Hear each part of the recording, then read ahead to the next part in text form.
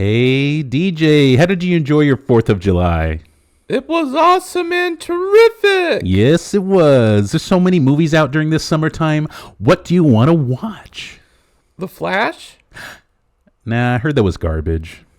Indiana Jones 5, Nah, I heard that was garbage. Transformers: Rise of the Beasts. I heard that was garbage. Screw it. Let's just watch The Big Lebowski for the billionth time. Woohoo!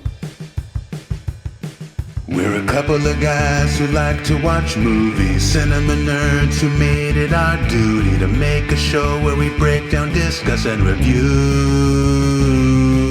We're the men who watch movies.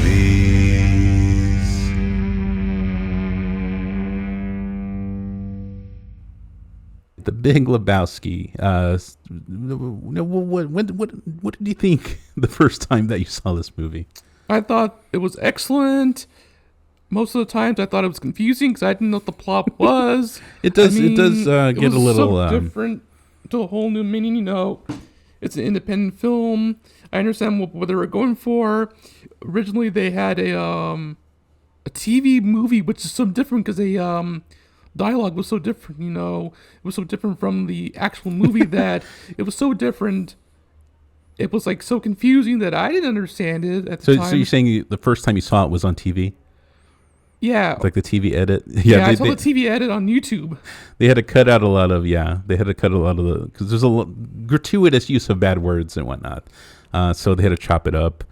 That can get confusing sometimes. They also have to edit out for commercials and whatnot. I remember back in the day, my first time seeing The Mask was the TV version, and I watched the theatrical cut, and I was confused by some of the scenes that were missing and how they add. I thought, my viewpoint, they added scenes into the movie when in reality they were taken out for the TV edit. But that was interesting. So I can see how watching the TV edit can get confusing, especially when they chop up the dialogue to make it appropriate for audiences. But overall, would you say did the movie need to grow on you, or did you like it from the beginning? Oh, it was very, very, very good. Very cult classic of the 90s. Very, very funny. The casting was terrific. I thought Jeff Bridges was awesome. John Goodman is terrific as, his terrific body of work. His acting is so awesome and so funny that back then he was so, very energetic back then. And then nowadays he's, well, I don't know if he's still going to be acting in movies, but I'm sure he is. There is a possible rumor. I saw this movie called The Gambler, and of course he has a shaved head, and it was a nod to the fact that in the future he might portray himself as Wilson Fisk. And it's now I saw this on somewhere between the Wilson Fisk character, and I'm looking at it and I'm like, oh, so you're saying he might be inspired by Wilson? He might be inspired. So he's not. I don't think he's going to play Wilson Fisk. But that's. I bet you would like to see him play Wilson Fisk. Well, that would be good because he would be very awesome. But there's this correlation between Vincent D'Onofrio, Michael Clark Duncan, John Goodman, who has a shaved head in another movie. It's very, very different, very, very unique. But it was teased by many, many other people. Like they were saying, yeah, he could be a really, really good version of Wilson Fisk. I bet he would. Although he already played an MCU villain in Obadiah Stane, so I think he got his fill of the Marvel Cinematic Universe. But yeah, he would be a good Wilson Fisk. Although he's not so meaty, Vincent D'Onofrio is meaty, especially nowadays. But not like making fun of it. But anyway, not to get too off topic here. But yes, it's such a wonderful cast in The Big Lebowski. You can describe it as an ensemble, and they make up the important fabric that makes up this whole movie into the fantastic cult flick that it is. For me, it took a few watches to kind of get the whole thing. It's like there's subtle nuances to it that needed to grow on me, similar to the way audiences needed it to grow on them. Because when it first came out, it wasn't a big hit. I think it was considered a flop, even, if I'm correct, right?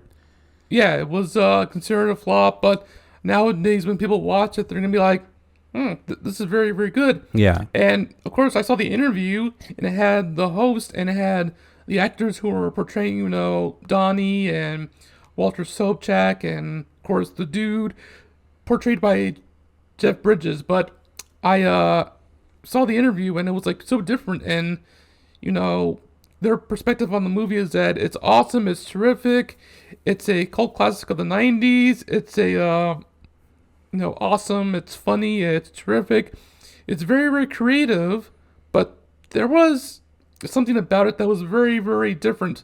Like the scene where John Goodman's character is getting a crowbar and whacking the Ferrari, and Yeah. and he was nervous actually, and this was actually in an interview, and he was nervous that they bought the Corvette out of one of the towns, and it was like he said to himself, I'm afraid of hitting this Corvette, and it's like, Because it was such an expensive car. it was so expensive, and I have no idea what happened at the next part of the interview, but I'm pretty sure that in this movie version, they were allowed to use so much F-bombs, so much curse words. It was like I guess they gave them like carte blanche. Yeah. Yeah. I mean, that must have been fun on set. To just kind of go nuts. Although the Coen brothers are very like specific about what words people use and whatnot. So there's not really much ad libbing. So all those F bombs and stuff were they had to be in the script, I'm sure, because they don't like people ad libbing. Even like the inflection that they use while they're speaking as the character is all curated by the Coen brothers, because they're very sticklers for the way a scene is read, and it has to be the exact dialogue. Although there was like one moment where there was some ad libbing, but there's very little of that in their movies, because they're very specific. But I think that'd be kind of hard to be on set where you're not allowed to ad lib. But I mean, some actors like that, but other actors, they love to like kind of add their own flavor. So I don't know. What do you think about that?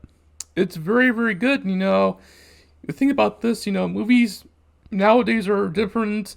There's reboots, there's sequels, there are different stuff, but there is always a correlation to movies. Like the different stuff about it is that there's always going to be some surprises, some different stuff, some creative stuff.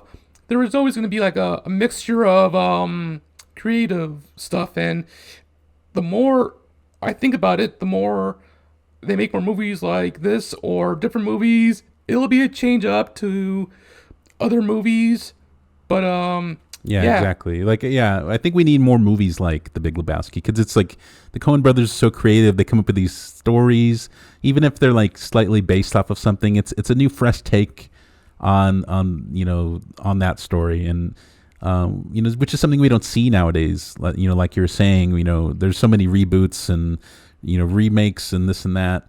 It's nice to see a fresh story from some creative filmmakers.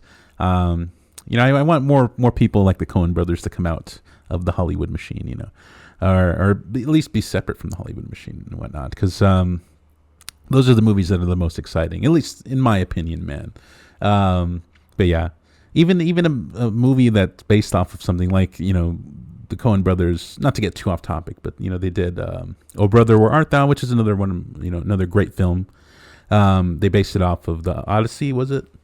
Homer and the Odyssey. Yeah, and even then, something like that, they took it and twisted it completely around to where it's almost unrecognizable, but it has like, a similar, story thread in it. But, they really went creative with it, and then set it in a whole different time period, and it was just so creative. Like, Hollywood needs more of that right now. I think that's why people aren't going to theaters and seeing movies, because it's all just the same crap churned out. We need some creativity. Don't you agree? Oh yes, we do need a lot of creativity. We need a lot of new stuff. The thing about this is so different.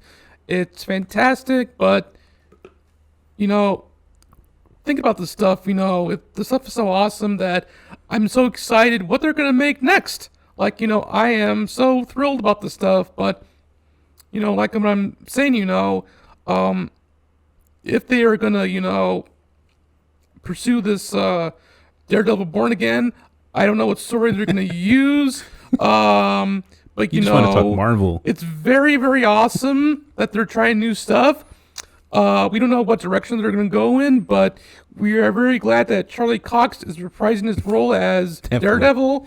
We are super surprised that Vincent D'Onofrio is portraying his character called Kingpin, I'm glad he which came I back. find that this is awesome. Yes, yeah, I'm glad he came back. But not to get too off topic here. So the movie starts. Takes place in Los Angeles, California, as the great stranger played by Sam Elliott. the great Sam Elliott, epic mustache. Sam Elliott. He calls it Los Angeles. And now we see a tumbleweed blowing through town. I feel like that's very representative of what the dude is. He's just like a tumbleweed blowing through life. Would you say? Yeah, he's almost like a tumbleweed, that represents him, He has a very laid back lifestyle, He's laid back. He's very, very, different. There's a scene in the movie where he's at Ralph's and he's picking up like a carton of milk, and he, writes a check for like the half and half, yeah, for half and half, and the cashier's like, okay.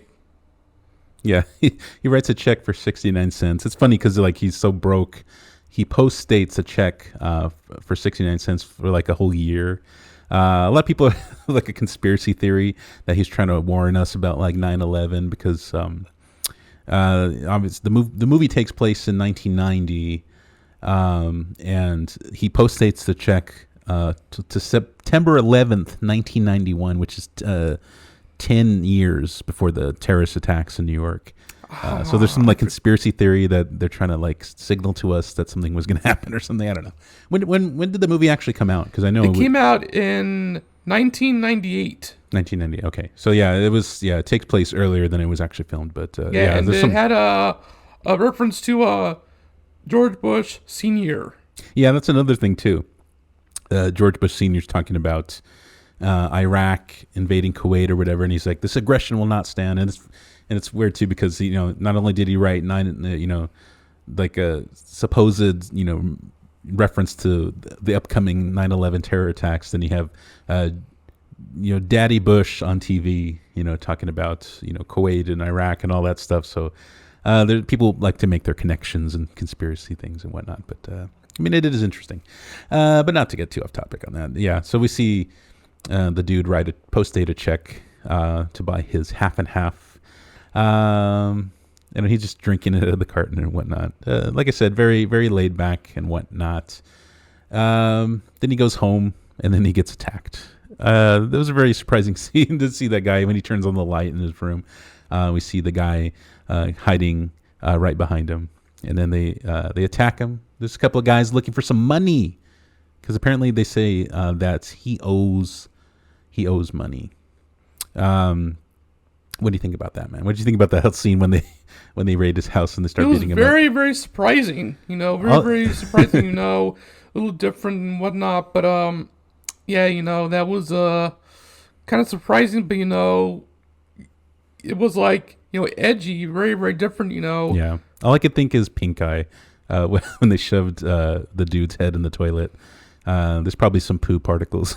not to get too graphic, but hopefully he didn't get pink eye. At least it was his poo. That's all I have to say about that.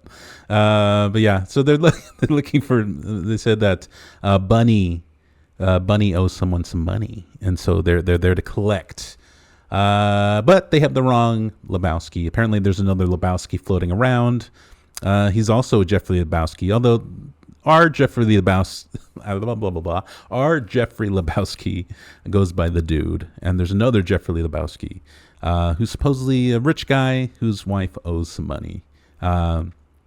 And they keep mentioning, your wife owes money to Jackie Treehorn, and we're here to collect and whatnot. They say you're good for it. And he's like, do I look like a married man? He's like, look at the toilet seat's up. Do I look like I have a wife? Do you see a friggin' ring on my finger? No.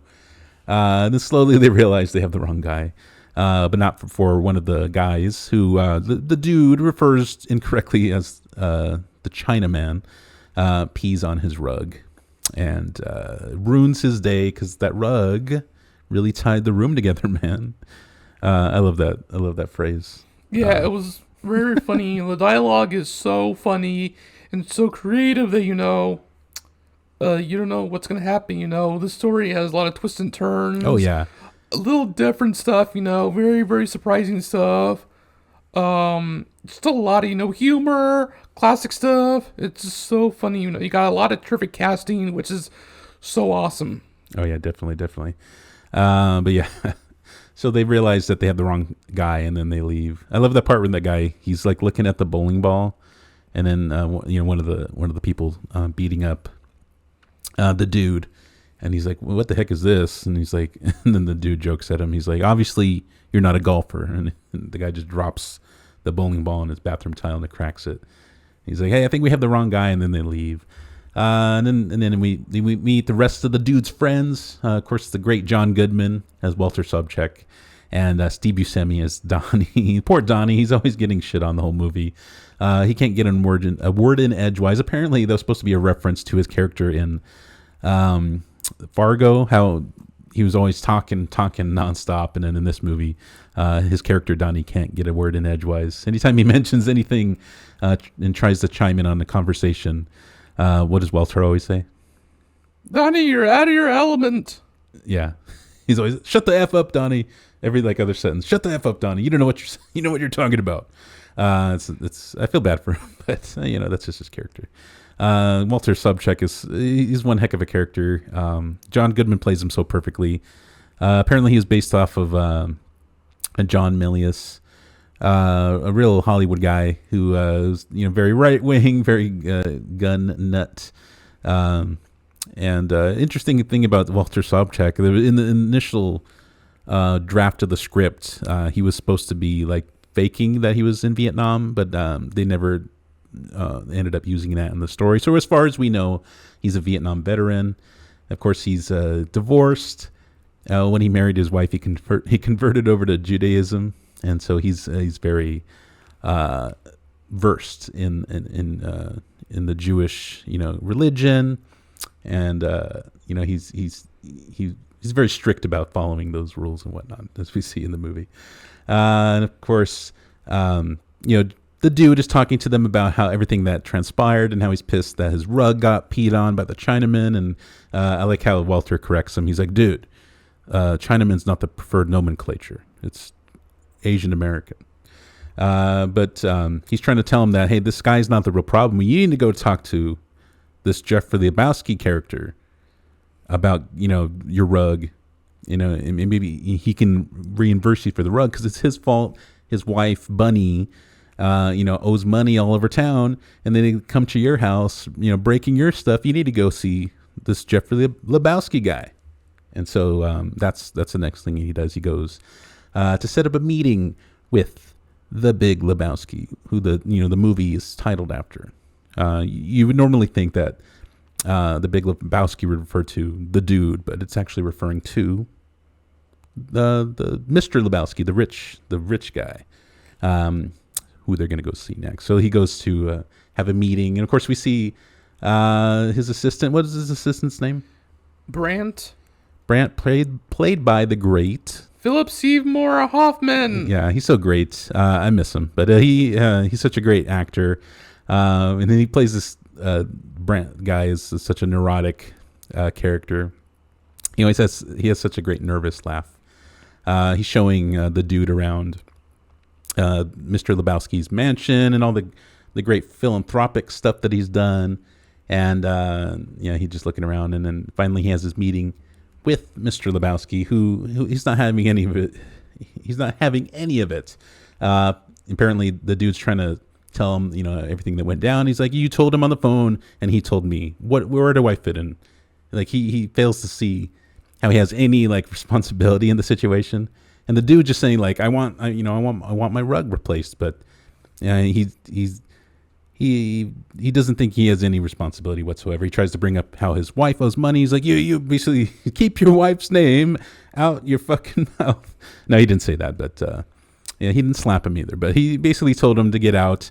That every bum's lot in life is his own problem, and that you need to stop looking for a handout and get a job like your parents did. And he berates him because he notices that he has a very slovenly, laid back lifestyle. He even questions if he has a job and whatnot. And of course he doesn't. But so he, the dude just like, whatever, man. He's like, yeah, whatever. That's your whole, philosophy in life. You get out of here, you bum. And he kicks him out. And I like how the dude tricks his assistant into giving him the rug. He's like, yeah, the old man said I could take any rug in the house. Fortunately, later on we find that rug has some significance to a daughter of Mr. Lebowski. But we'll get into that later. And then as he's leaving, he meets the infamous Bunny, the one who owes money all over town. And, she's quite a character. And then she... Quite a character. Played by Tara Reid.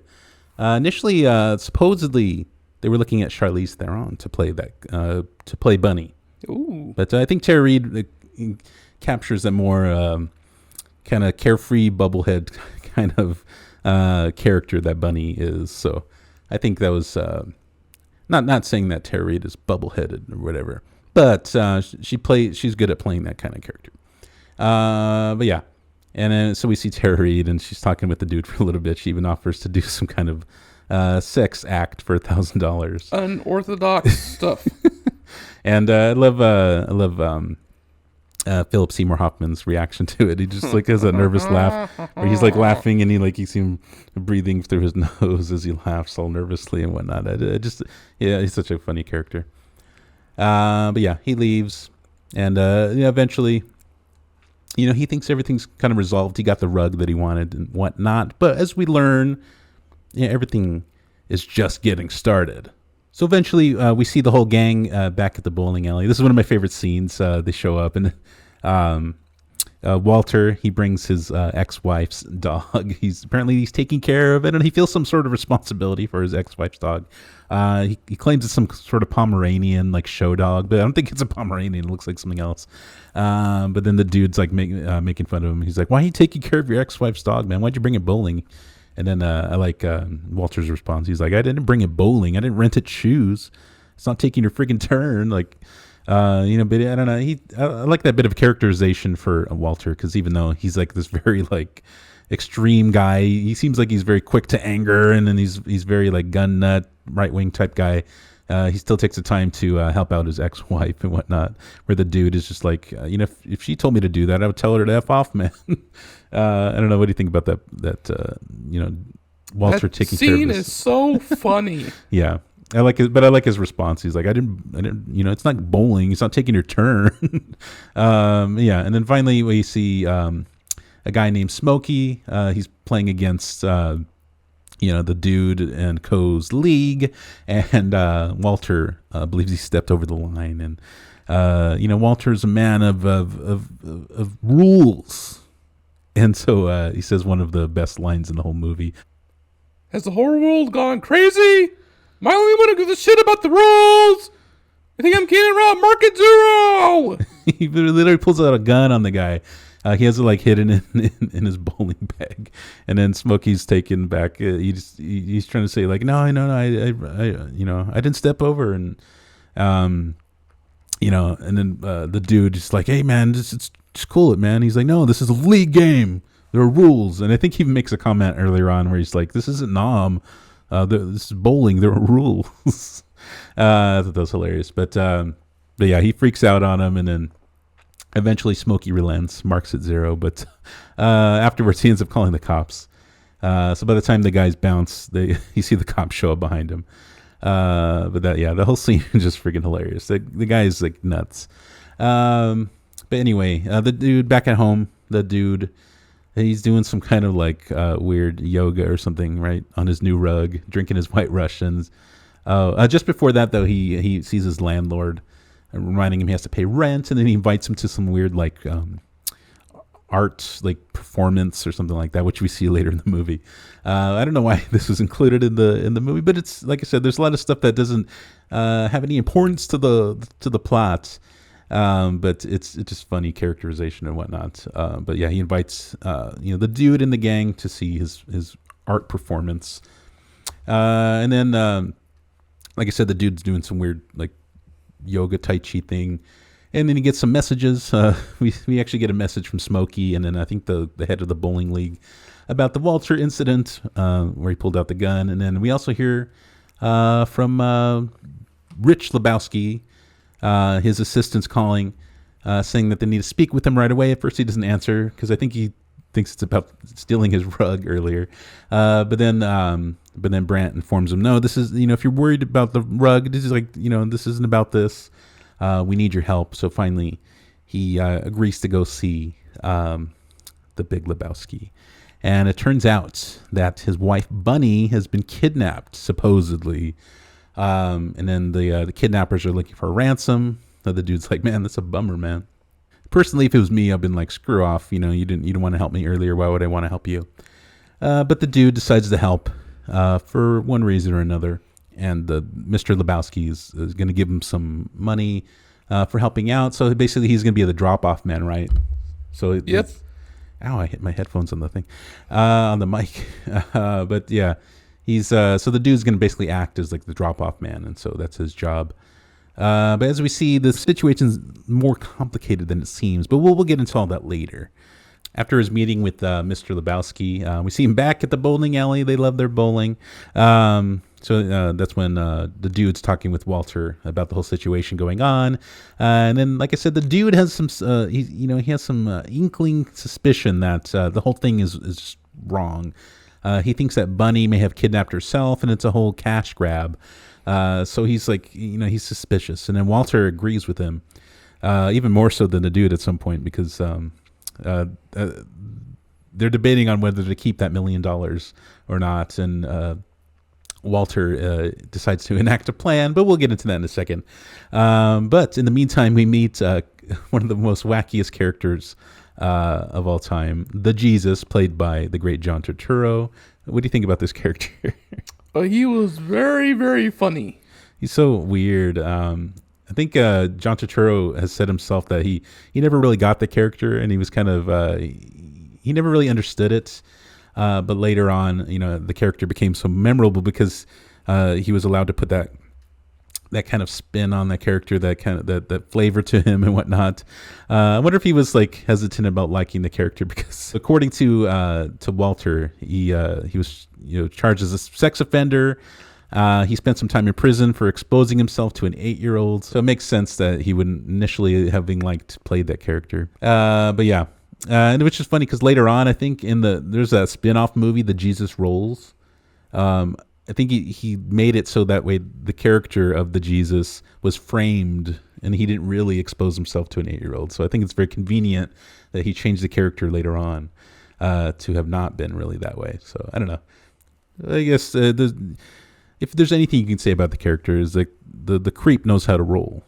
So anyway, later on he has an encounter with the dude and Walter and Donnie, saying that he's basically gonna F them up. He's gonna beat them at the tournament, and he's threatening Walter that if he tries to pull any of that crap, he's gonna basically stick the gun up his butt and pull the trigger until it goes click, click, click, which is weird because like you think that Walter would have some kind of response to that, but he just kind of sits there bewildered.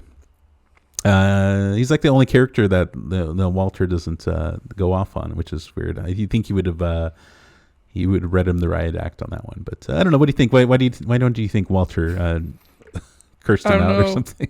I don't know, but it's like so different. The dialogue is so funny.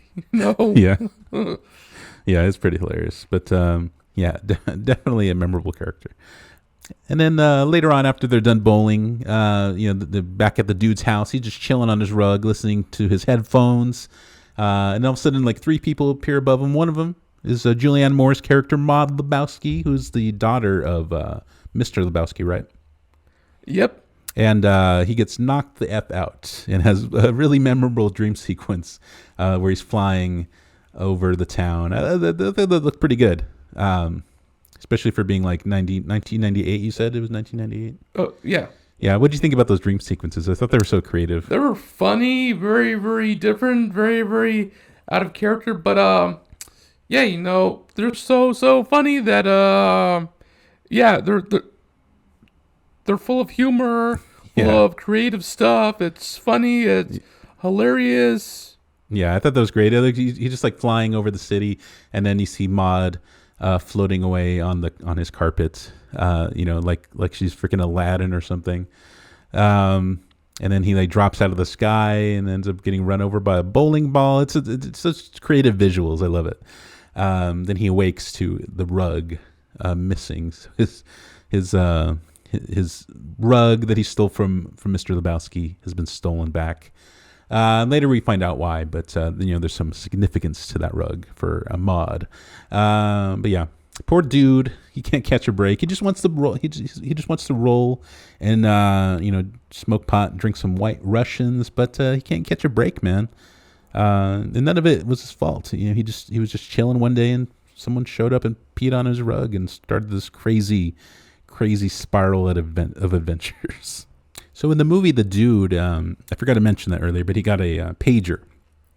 When he went to meet with Mr. Lebowski, Brandt gave him a pager, so that way they can contact him about the drop-off situation. Then he gets paged. So he goes, and Brandt gives him a portable phone, right? It's like this huge, a brick phone. It's like this huge, brick phone type thing, like something you'd see in like the 80s and whatnot. I mean, it's the early 90s, so it's I think it's supposed to be 1990, right? So yeah, I guess it kind of makes sense. So he has like this huge portable phone with him, and he gives him the briefcase with the money in it, and so he informs him that he needs to wait for a call from the kidnappers so they can learn of the location of the drop off, and he like reinforces Mr. Lebowski told me to tell you several times that her life is in your hands. Her life is in your hands, so don't screw this up. And he was supposed to go alone, but of course he involves Walter, because Walter has the brilliant plan of switching out the bag or the briefcase and then keeping the $1 million, because they suspect, like I said earlier, that Bunny isn't really in danger. And Walter doubles down on that notion, even though the dude has some hesitation. He had some, he had a thought that maybe she was faking it, but Walter is 100% certain, and so he goes to pick up Walter. I guess he runs some kind of like security business, right?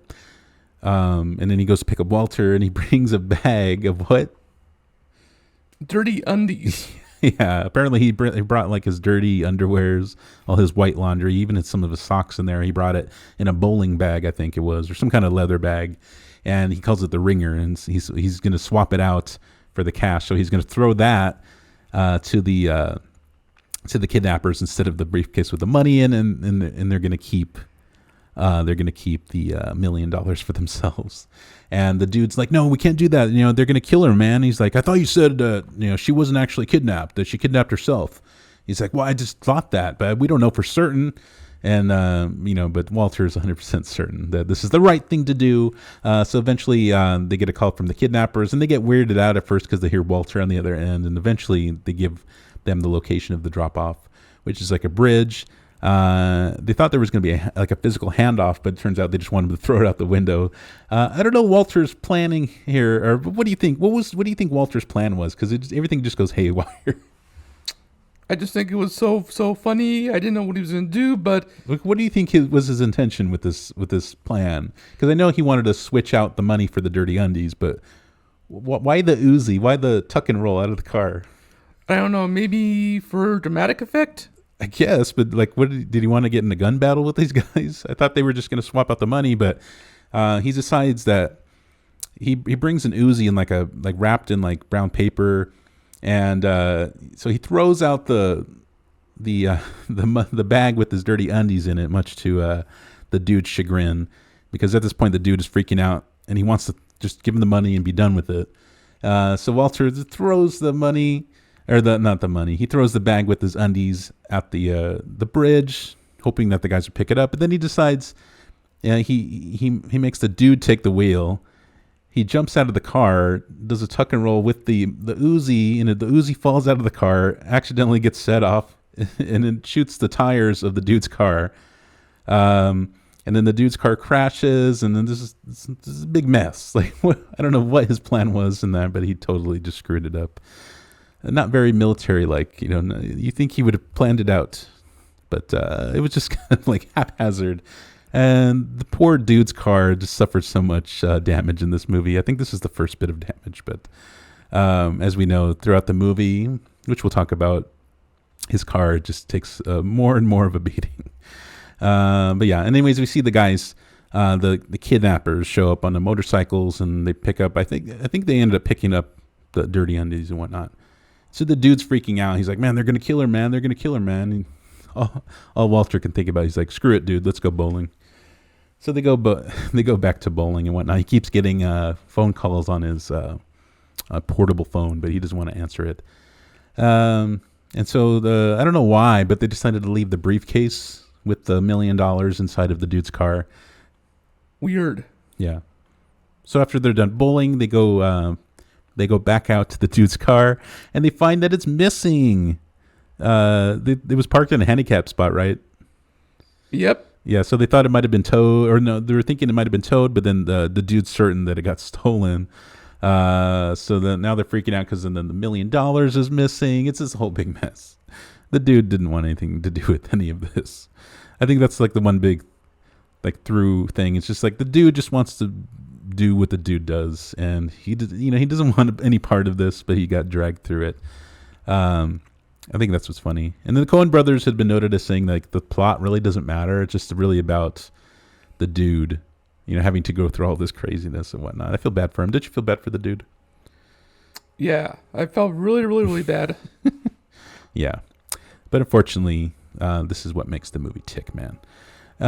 So yeah, his car's missing. He actually files a police report, telling him that his car's been stolen. They ask him what's in there. Of course, he doesn't want to say that there's $1 million in a briefcase. But he mentions that there is a briefcase in there, and he's like, what's in there? Or the police are like, what's in the briefcase? He's like, oh, papers, my business papers. They're like, what do you do? He's like, well, I don't have a job. So they're a bit confused. And then he tells them that there's a tape deck in there, and his Credence tapes are in there. But they don't have much of a hope of recovering anything. Usually people steal the cars for what's inside and whatnot. So they're like, if we do recover it, I wouldn't hold out any hope that your tape deck is there or the Credence tapes. And then while he's talking to the police, the dude also happens to mention that his rug was stolen, and then they're like, why was your rug in your car? And then he mentioned that it's like a separate incident, right? It had nothing to do with the car itself. But then it just so happens that who calls him? Big Lebowski. Yes. Maud calls saying that she's the one who stole the rug, and this is where you can find me. And so the police are like, well, we got one mystery solved. So that's when we meet Maud, eccentric artist. We see her hanging naked from a weird, crazy contraption, like painting on a canvas, splashing paint, typical like avant-garde artist bullcrap. And then she has a conversation with the dude regarding her dad. It turns out that Mr. Lebowski, all his money comes from the mom of Maud Lebowski, and that she, basically, she left all the money to this foundation, which Mr. Lebowski oversees with the daughter, and that all of his wealth is just from the mom. So that's a bit of a revelation. What the hell is that? What do you think about that? So basically he's a fraud. Yeah, the movie took some twists and turns. I'm like, where's this heading with? And I'm like, oh. Yeah. So that was a bit of an interesting thing because he seems so mighty, and so sure of himself. And, he looked down on so many other people. But it turns out that he's not even really wealthy. Like all this wealth comes from his wife who had passed away since.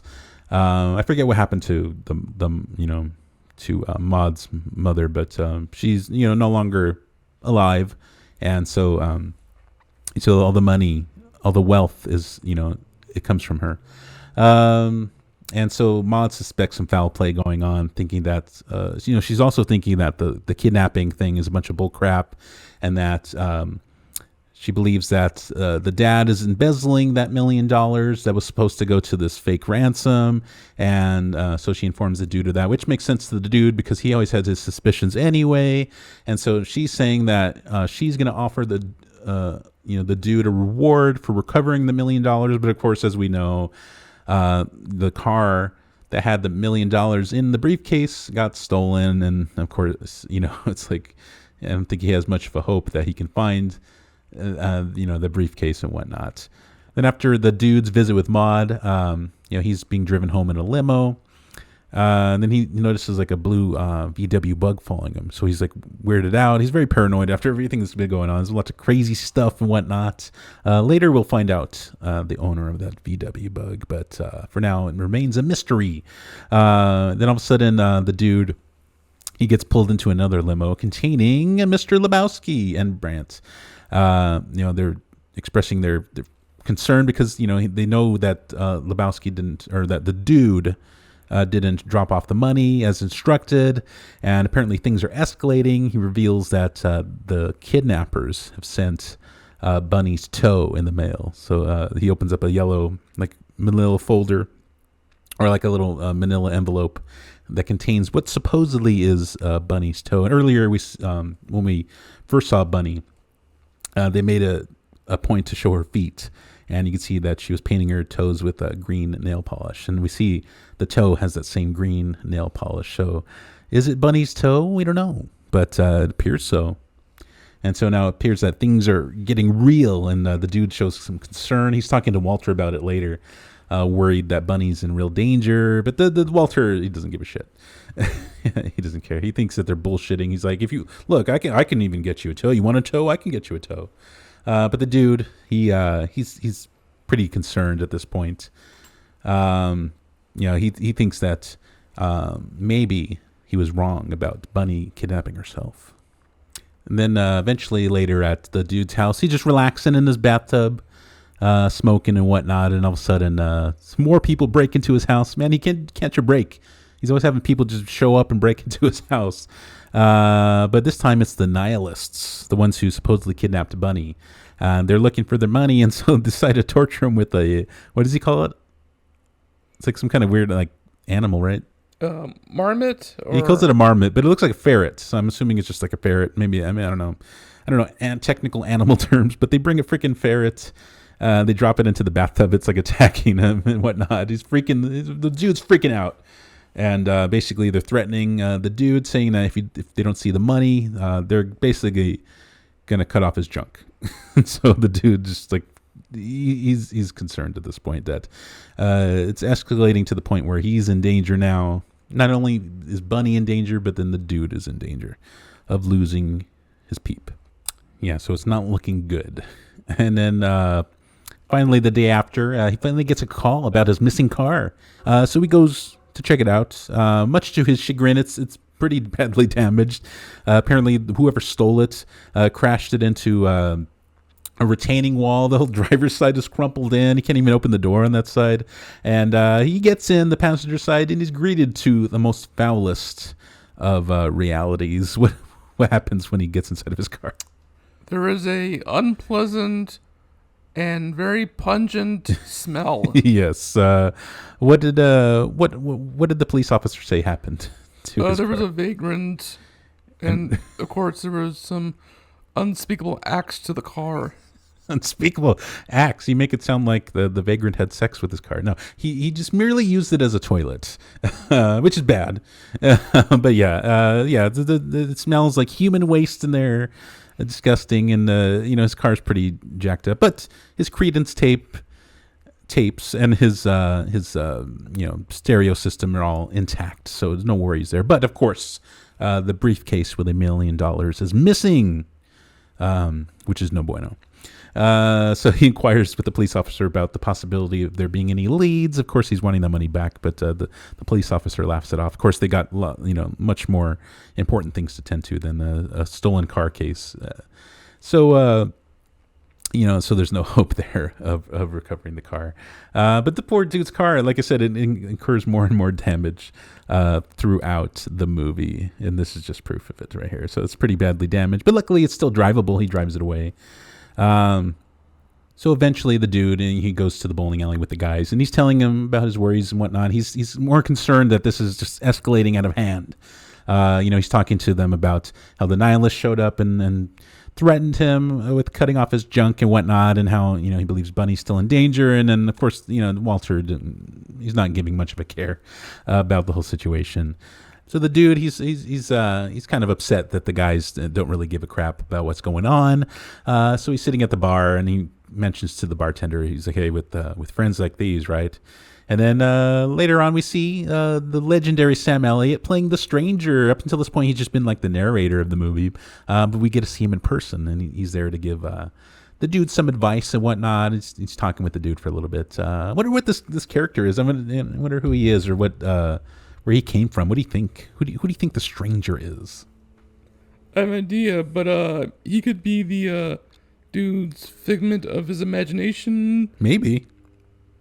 That'd be interesting. I know there was like a rumor or like a fan theory that Donnie is a figment of Walter's imagination. But of course we see Donnie interact with the dude at some point in the movie. So that theory doesn't really pan out. But I don't know. Maybe the stranger is a figment of the dude's imagination, because he just kind of appears out of nowhere. Like all of a sudden he's sitting next to the dude, and then he just disappears, and that's the last we see of him. We still hear him like kind of narrating once in a while, but interesting character. I wonder what this means. What does this all mean?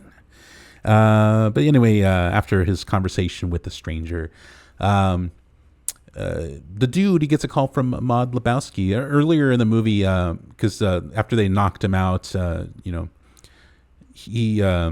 the Maud offered the dude a chance to see this doctor that she knows, and said that he wouldn't be charged. He was assuming it was about getting beaten up and until unconscious and whatnot. So Maud calls him up, inquiring if he'd been to the doctor at all, and he's like, no, I haven't. So she kind of presses him to go see the doctor. Later on, he meets with Maud, and he's still showing concerns that the Bunny is in danger and whatnot, but she's still adamant that there's something else going on beyond this ruse of a kidnapping and whatnot, that she thinks that it's not real. And then he mentions how one of the kidnappers had known Bunny, and so she's like, yeah, that does seem sketch, because usually kidnappers aren't people that it's like if you're looking for a ransom and whatnot, you don't want to kidnap somebody that can identify you and as the kidnapper. So it's not adding up. She's suspicious. The dude's still worried though. Eventually the dude sees the doctor, and he's kind of confused, because he thinks he's there to get his head examined, but eventually the doctor has him drop his pants. So he's confused about what's going on, but later we'll find out what that's all about. Maud has some other ideas about what she wants with the dude, and she has some plans for the future, but we'll talk about it in a bit. But yeah, after he goes and visits the doctor, the dude, he's driving in his car and whatnot. He sees that pesky VW bug following him again. So he's suspicious. He tries to lose him, but he's still there. And eventually, the dude, he's like smoking pot at the time. He tries flicking the roach out the window, and it bounces off the window, and it ends up burning his crotch and whatnot. He's swerving. Is he drinking? Is he drinking and driving? What is he holding? Is that like a soda? Possibility. It must be a beer. I don't know. That's kind of sketchy. He shouldn't be drinking and driving. He shouldn't even be smoking and driving. But we're not to get too off topic here. But yeah, he burns his crotch on the roach, and then he tries to pour out his drink, to put it out. He ends up crashing into like a road sign or something like that. And of course, his car gets damaged even further, and there's no sight of the VW bug anymore. But in all the hecticness, he ends up discovering a piece of paper wedged in his car seat. What does he find? Some kind of stuff. You know what he finds in his car? The credence tape? No. Remember, he finds a piece of paperwork in his seat. Oh yeah, the paperwork. What is it? Oh, it's the ransom note. Oh. So after he's rummaging around in his car, and he sees a piece of paper wedged in his seat. And what does he find? Larry Seller's homework. Larry Seller's homework. Yeah. So he finds homework, which is a clue to the person that stole his car. It turns out some kid named Larry Sellers who, like an idiot, left his homework in the car, which is actually something that happened in real life. With the Coen brothers got inspiration from and put it into the movie. It didn't happen to them; it happened to a friend of theirs. But that's actually something that happened in real life. But we'll go into more detail about that later. But yes, so the dude finds homework from a kid named Larry Sellers, and this is their clue to getting the money back. So he brings it up later to Walter and Donnie. Later we see them at the performance of their the dude's landlord, doing some weird ass like artistic dance in a weird leotard thing. He's like in a flesh color like bodysuit, right? Yeah, it's pretty weird. Yeah, and he's like covered in like grape leaves or some shit. I don't know what the heck's going on, but they're nice enough to attend his weird avant-garde nude dance. Definitely not someone who should be wearing a tight leotard like that. But oh well, I mean they're there to be nice, you know. And anyway, so after that, they discover that Larry Sellers. They discover his address. And as Donnie points out, he lives near an In-N-Out, so he's interested in getting some burgers afterward. So they go to visit this Larry Sellers to see if they can find the cash. Much to their dismay, they pull up and see what kind of car was in the driveway? It was a Ferrari? You see a Ferrari parked nearby. It wasn't in the driveway, but it was like parked on the street next to the house. So they immediately assume that Larry Sellers had purchased that Ferrari with the $1 million, and the dude is worried that he spent all the money. He's like, no, the dude, listen, the car can't cost $1 million, so he's got to have a good portion of that money still there. So we'll, basically they're going to try and get whatever they can out of him that's left over. And then, so they show up to interrogate him. I think his mom shows up or something. And one thing about Larry Sellers, they find out that I think Walter finds out that his dad is like some famous writer of a TV show that he knows of. So when they get there, they see that the Larry Sellers' dad is like in some kind of iron lung contraption. And then he asks the wife like if he still writes, and she's like, no, he's sick. And so he's like talking to him like, hey, you're an inspiration. You're one of my favorite writers. I love the show. And then finally Larry shows up. The mom's like, the cops are here to see you. He's like, I don't want to give the impression that we're police, but hopefully we don't have to bring the police into this. He tries to confront him about stealing the money and shows him the homework and whatnot, letting him know that they know that he stole the car and that they want the money back. But Larry is stone-faced. It's almost like he doesn't understand what they're saying or something, but he just totally stone-faced. He's not saying one word, and then eventually Walter gets pissed. And so what does he do?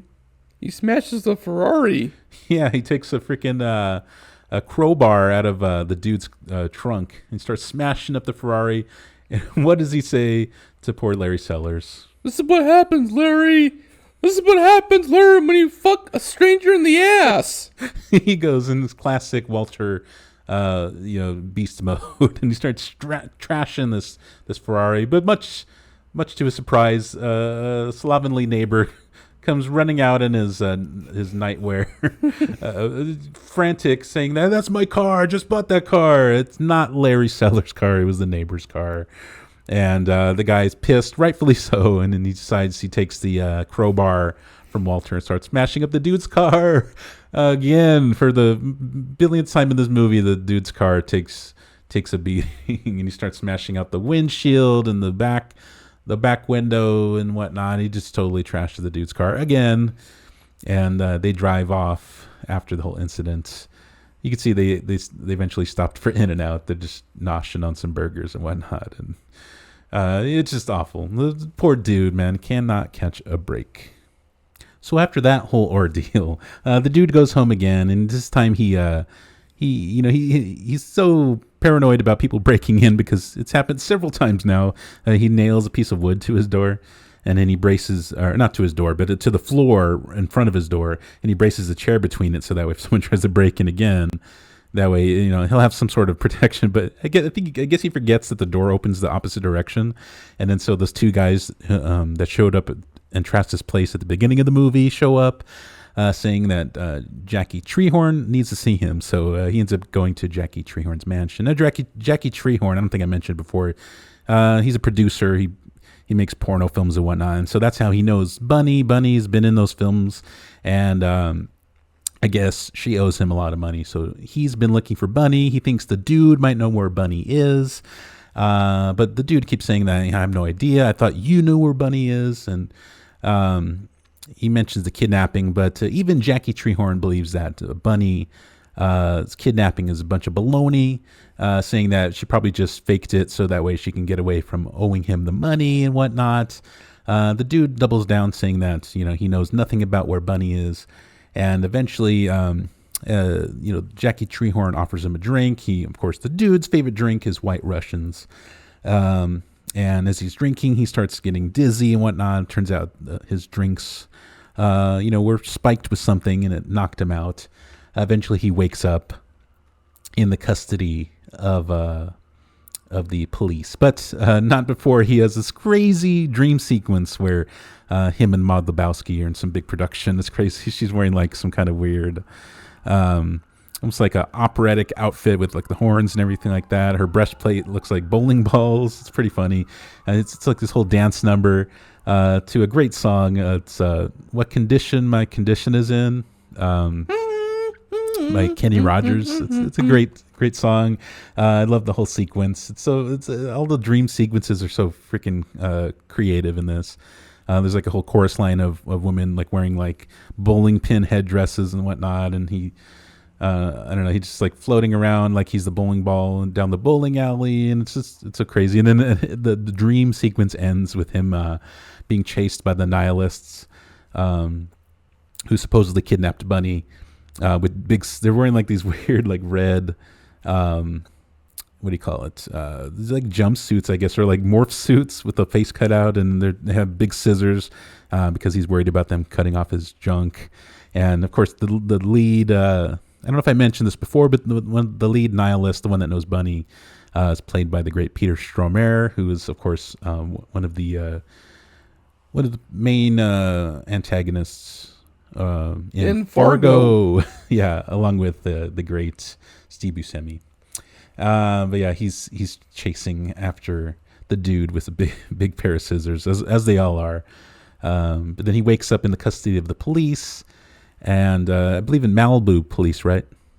Yep. And this angry policeman is so angry. Yeah, and the it's angry, like, just uncalled for. Yeah, the angry chief of police believes the story that Jackie Treehorn fed them, which was that the dude was acting belligerent and drunk at his party, and so he had him kicked out. And basically, the chief of police was saying, "You need to stay out of our town. We have a lovely community here, and you're basically trash." And he's banning him from Malibu.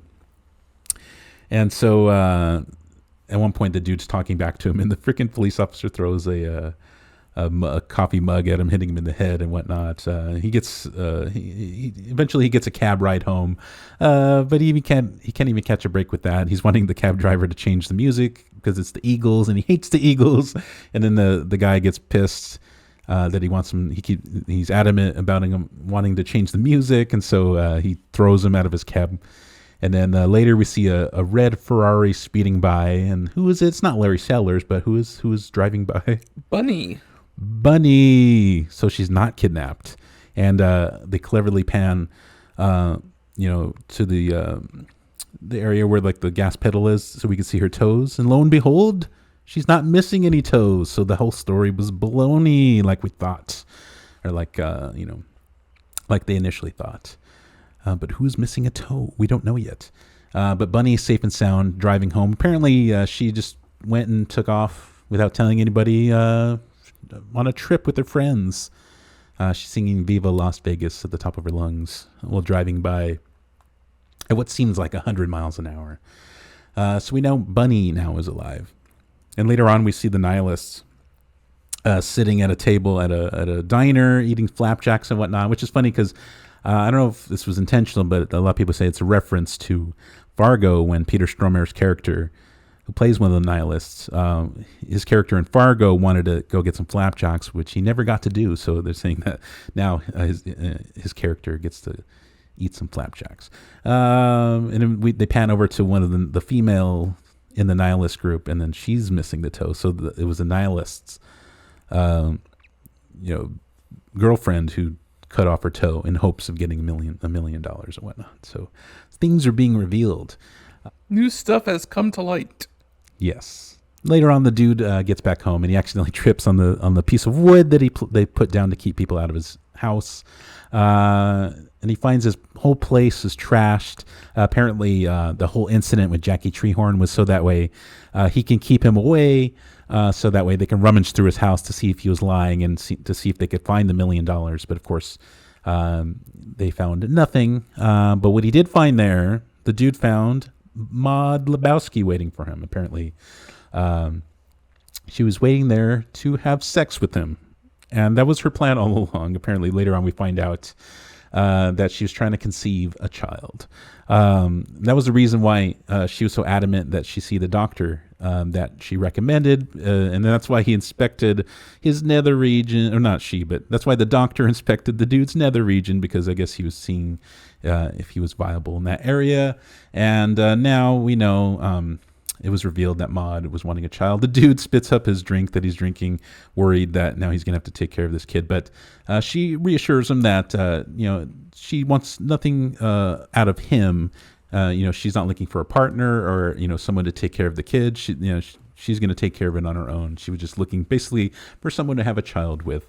And that apparently was the dude for some reason. So after all that, as he's talking with Maud Lebowski and everything, he comes to a revelation. The dude realizes what's really been going on. And he's thinking that there may have been no money in that briefcase whatsoever. So with this revelation, he decides to get some help from Walter. He wants to go confront Mr. Lebowski. So he calls up Walter. He's not answering at first. Why? What does he celebrate on Saturdays? Shabbos. Yes. He still follows the Jewish faith, and so he can't conduct any business. Like earlier, he was talking about how he wanted to change the date of the bowling tournament because it fell on Shabbos. And he said, he doesn't roll on Shabbos. And so he's not answering the phone, but the dude is adamant that it's an emergency. And he doesn't want to come out because he's not supposed to conduct business. He can't drive his car, but he threatens to leave the bowling league. So that gets Walter over there. You know how important bowling is to them, So anyway, Walter shows up, but before he gets in the car with Walter, he sees that blue VW bug that's been following him. So he decides to confront whoever is inside. We find out it's a man named DeFino. He's a private investigator played by John Polito. Yes, as we know, he was in The Rocketeer, which we talked about our last episode. You can check that out on our channel. He played Bigelow in The Rocketeer, but here he's playing DeFino. Apparently, he was sent by Bunny's parents, whose actual name is Fawn Knutson. And, she left home, and then they've been looking for her. She's actually from the Midwest or something like that. Her family owns a farm, and they in Minnesota. And they had been looking for her. So that's what that's all about. So the dude confronts him, says to stay away, stay away from his business and whatnot. He goes with Walter, and he starts to disclose his theory about what's been going on. Because he's saying, like, what if there was really $1 million in that briefcase, why didn't, Mr. Lebowski come after him demanding his money back? He never inquired about the money. He only kept mentioning about Bunny and how she was going to die and whatnot. So he's thinking that there was no money in that briefcase whatsoever, that he intended on having Bunny die, and he was going to blame the missing money, which he embezzled from the Lebowski Foundation, which was really from his wife's, which really belonged to his wife, that she set aside to help out, kids with their education and whatnot. Or I forget exactly what the foundation did, but, he's thinking that he's going to blame that money missing on the dude who he happened to encounter because of the whole rug situation, which was a whole nother situation, aside from what's been going on. So he decided to use him as a pawn, basically, because he was a slacker and he saw him as no good and whatnot. So, he was going to blame the missing $1 million on the dude, because it's easy. They could easily surmise that he stole the money and whatnot. So they go to confront Mr. Lebowski about it. And then he's acting all smug, so implying that they were correct about their theory, because he's basically saying that, oh, they'll never believe you and whatnot. And there's a funny scene where Walter is adamant about adding on another layer to the theory that Mr. Lebowski isn't even a cripple, because throughout the movie we see he's in a wheelchair, and so Walter is adamant that, hey, I bet this guy's not even a cripple at all. So he goes to pick him up, and then he drops him on the floor. It turns out he actually is crippled. But so they were wrong about that, but it seems that they were right about the theory all along. Actually, when they go to show up at Mr. Lebowski's house, who do we see? Who do we see there? We see Brandt. Brandt and who's jumping in the pool? Bunny. Yeah, turns out she showed up, and he's claiming that, she just drove off without telling us. We didn't know where she was at and whatnot. We see her red Ferrari crashed. And at the Lebowski mansion, she's stripping and jumping in the pool and whatnot. They put two and two together and realized that he was just trying to use the dude as a pawn to embezzle some money. So later on, we see the guys back at the bowling alley just talking about everything that's been going on. And then eventually, as they're leaving the bowling alley, they're confronted by the nihilists once again. And then in the final act of aggression against the dude's car, we see that the dude's car is on fire. They set fire to the dude's car, and then he exclaimed, "Man, they finally killed my car, man."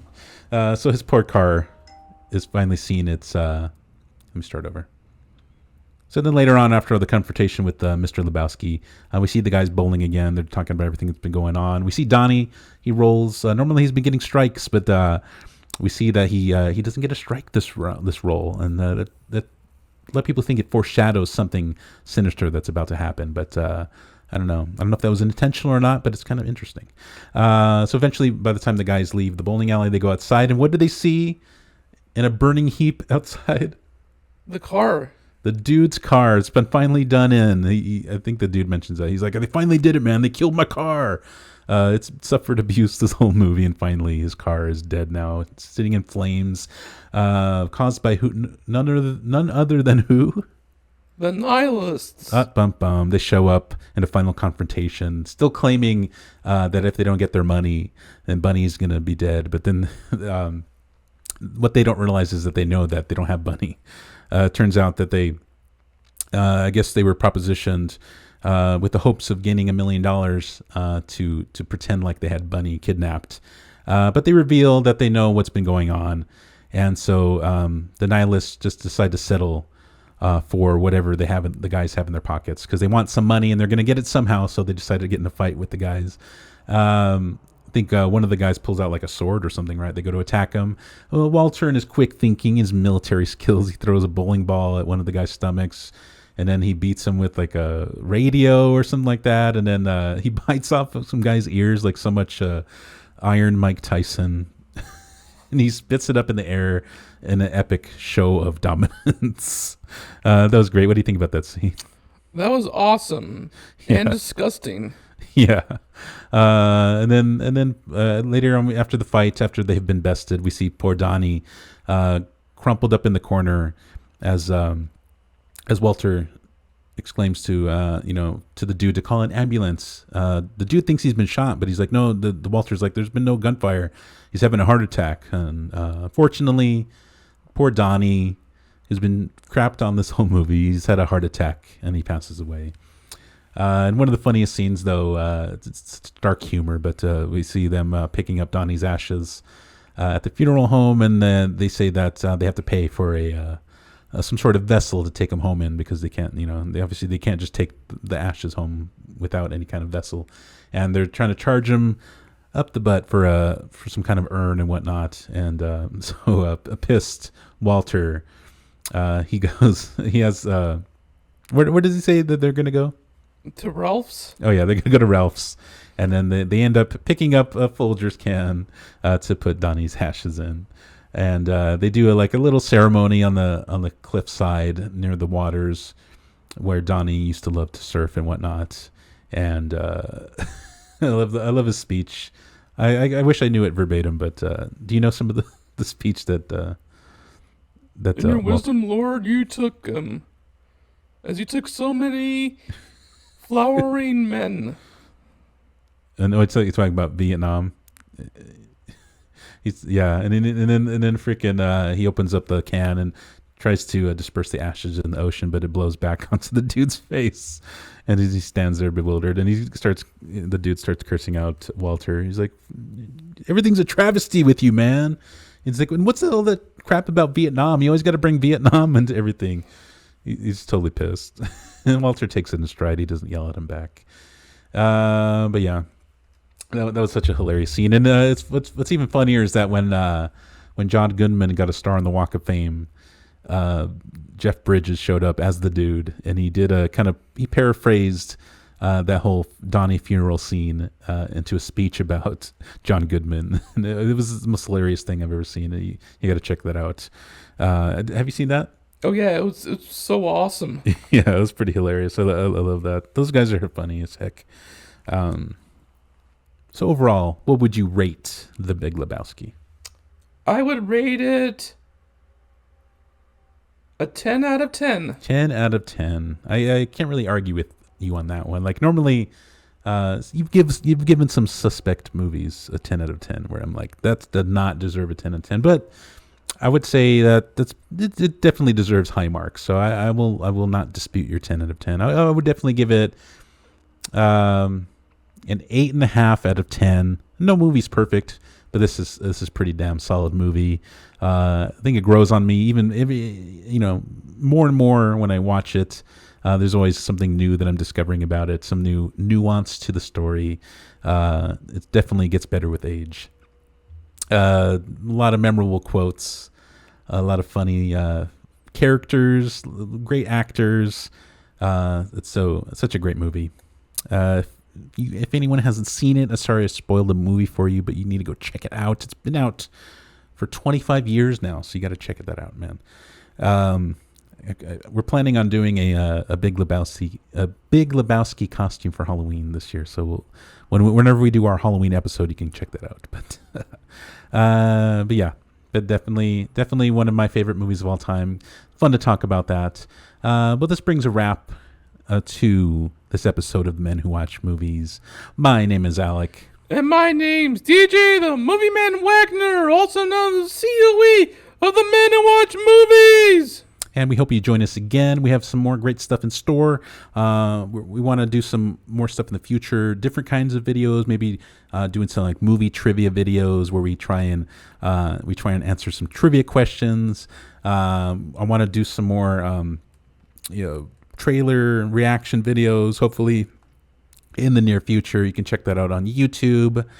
And of course, we have our podcast available here on YouTube, on Spotify, Apple Podcasts, Google Podcasts. You can watch it. You can listen to it as an audio podcast. It's up to you how you want to consume this. And of course, I have my podcast called Movie Man Behind the Scenes. Yes, so I'll include a link to that. Subscribe to the channel. Yeah. Click for more content.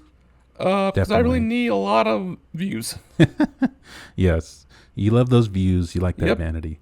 But yeah, no, it's always fun. And we always thank you for watching, taking time out of your day to check out our little podcast. So thank you once again. And we hope that you all keep on watching. I hope this video goes viral. Thank you, everybody. Thank you, everybody.